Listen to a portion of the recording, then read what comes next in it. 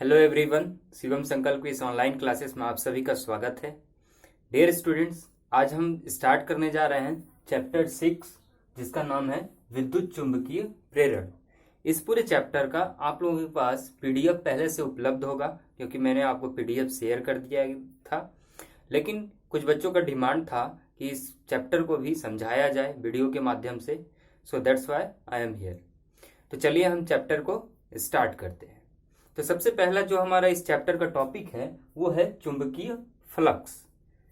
तो देखिए, हमने स्थिर वैद्युतिकी जब चैप्टर स्टडी किया था तो उसमें हम लोगों ने पढ़ा था कि अगर किसी वैद्युत क्षेत्र में स्थित कोई तल है तो उस तल से जितनी वैद्युत बल रेखाएं गुजरती हैं वो उसमें एक वैद्युत फ्लक्स उत्पन्न करती हैं, वैद्युत फ्लक्स क्रिएट करती हैं। तो सिमिलर वही लॉजिक यहाँ भी है चुंबकीय फ्लक्स में भी, कि इसमें क्या होगा कि चुंबकीय क्षेत्र में कोई एक तल स्थित होगा, कोई तल या फिर बोल सकते हैं आप कोई सतह होगा, और उस सतह से जितनी चुंबकीय बल रेखाएं गुजरेंगी उनकी वजह से उसमें एक चुंबकीय फ्लक्स उत्पन्न होता है। तो उसी के आधार पर हम इसकी परिभाषा बनाते हैं कि किसी चुंबकीय क्षेत्र में स्थित तल से लंबवत गुजरने वाली विद्युत चुंबकीय बल रेखाओं की संख्या को हम चुंबकीय फ्लक्स कहते हैं। ठीक, तो ये तो हो गया इसकी परिभाषा कि चुंबकीय फ्लक्स हम कहेंगे किसे। अब इसका मूल्यांकन यानी इवैल्यूएट कैसे करेंगे, हम इसका व्यंजक कैसे निकालते हैं। तो इसको व्यंजक निकालने के दो तरीके हैं। एक तो जब चुंबकीय क्षेत्र नियतांक हो, नियतांक यानी कि हर बिंदु पे चुंबकीय क्षेत्र समान हो, एक जैसा हो, और दूसरा ये कि जब चुंबकीय क्षेत्र हर बिंदु पे बदलता हो, वेरिएबल हो यानी परिवर्ती हो। तो चलिए हम परिभाषा आप तो लिखे ही हैं, तो मैं आपको अब बताता हूं कि इसकी गणना कैसे करेंगे। तो गणना हम दो तरीकों से करते हैं। पहला तो ये कि जब चुंबकीय क्षेत्र क्या हो, नियतांक हो, हर बिंदु पे एक समान हो चुंबकीय क्षेत्र। और दूसरी गणना हम तब करते हैं जब चुंबकीय क्षेत्र हर बिंदु पे परिवर्ती हो, बदलता हो। तो इसमें क्या होगा कि ये हमारा कोई चुंबकीय क्षेत्र है और यहां से ये चुंबकीय बल रेखाएं गुजर रही हैं और इसी में हमारा कोई तल स्थित है और ये हमने बनाया तल जो कि इसी चुंबकीय क्षेत्र में स्थित है। ये चुंबकीय क्षेत्र के डायरेक्शन ये हमारा ऐसा है। अगर ये हमारा कोई तल है, कोई सतह है जो इसमें स्थित है, तो इसका कुछ न कुछ अपना परिमाण होगा। तो इसका जो परिमाण है उसको हम कह दे रहे हैं ए। ठीक, तो ए क्या है, एक एरिया है, क्षेत्रफल है जो कि सदिश राशि है, तो इसको भी हम सदिश स्वरूप में ए वेक्टर दर्शाएंगे। ठीक, तो अब अगर ये सदिश स्वरूप है तो अब हमें इसका डायरेक्शन पता होना चाहिए कि किस डायरेक्शन में होगा। तो इसका जो डायरेक्शन होगा वो हमेशा किसी भी तल का डायरेक्शन नॉर्मली हमेशा वो बाहर की ओर होता है, आउटवर्ड होता है। तो यहां से हम कोई बाहर एक ऐसे लाइन बनाएंगे, ठीक, जो इस ए वेक्टर का डायरेक्शन बताएगा। और ये लाइन जो आप बना रहे हैं ये चुंबकीय क्षेत्र से एंगल बनाएगा, कोण बनाएगा, कितने का, थीटा डिग्री का। तो अब फिर चुंबकीय फ्लक्स क्या होगा, तो चुंबकीय फ्लक्स को हम फाई से डिनोट करते हैं। अब चूंकि यहाँ पे ये हम चुंबकीय फ्लक्स पढ़ रहे हैं, वहां पे हमने वैद्युत फ्लक्स पढ़ा था, तो फाई फाई कंफ्यूजन होगा, तो इसलिए हम यहाँ पे फाई बी लिख देंगे ताकि हमें पता चल सके कि ये चुंबकीय फ्लक्स की बात हो रही है। तो इसको कैसे ज्ञात करेंगे, तो हमने पढ़ा था कि चुंबकीय क्षेत्र और जो भी उसका इकाई सदिश होगा यानी कि क्षेत्रफल होगा उसको हम डॉट प्रोडक्ट कर देते हैं, जैसा हम उधर कर रहे थे। ठीक, ई डॉट ए कर रहे थे ना जब वैद्युत फ्लक्स निकाल रहे थे, तो इसी टाइप से यहाँ पे क्या करेंगे, V vector dot A vector. A क्या है, क्षेत्रफल सदिश, और ये क्या है, चुंबकीय क्षेत्र। अगर तो ये उनका सदिश स्वरूप है, अगर इनका आप अदिश स्वरूप यानी परिमाण लिखना चाहते हैं तो इसको आप कैसे लिखेंगे, v यानी थीटा के फॉर्म में, तो ये बनेगा मॉड b मॉड a और थीटा में कॉस का थीटा। तो ये आपका फार्मूला हो गया चुंबकीय फ्लक्स किसके लिए, जब चुंबकीय क्षेत्र नियतांक हो, हर बिंदु पे एक समान हो। थीटा क्या है, चुंबकीय क्षेत्र और इस क्षेत्रफल के बीच का बना कोण।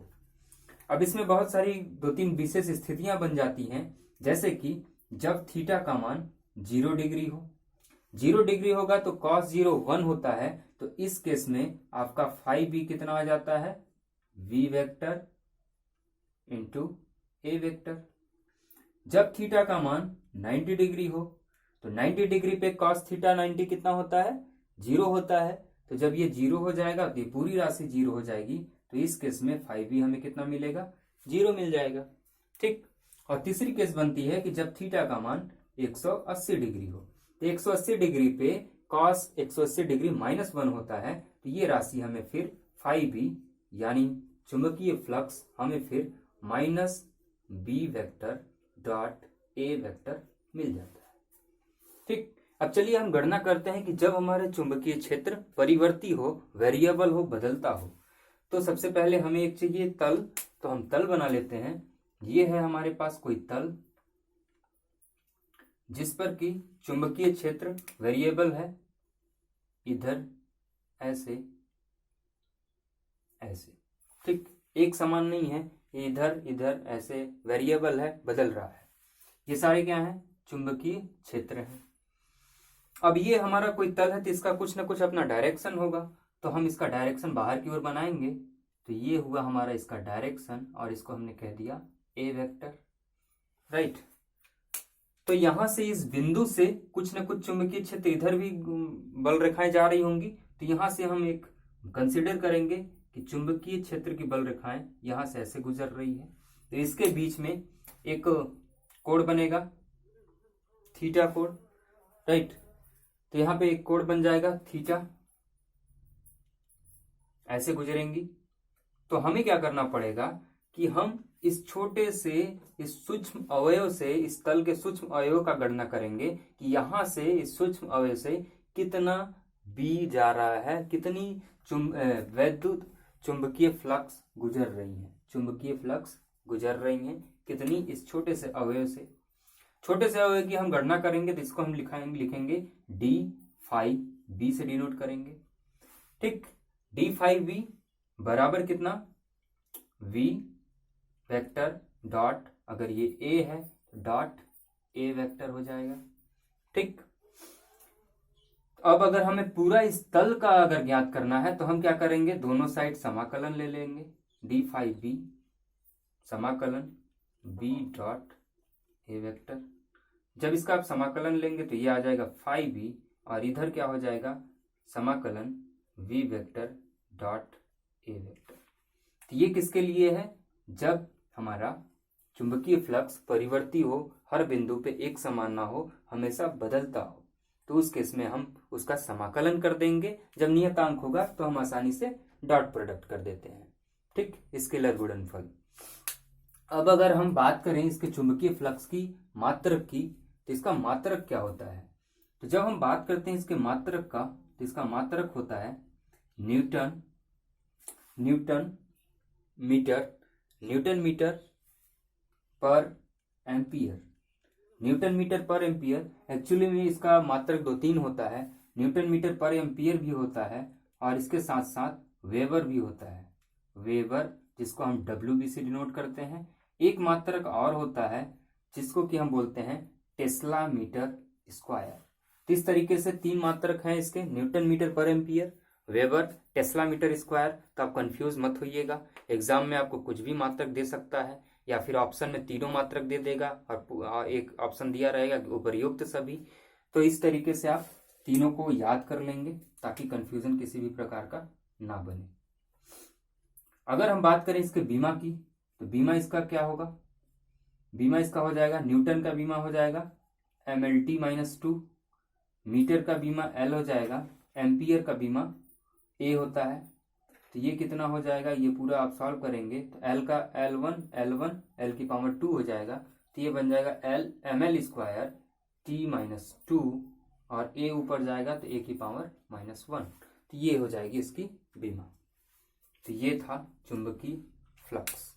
तो मिलते हैं अब वीडियो के अगले पार्ट में।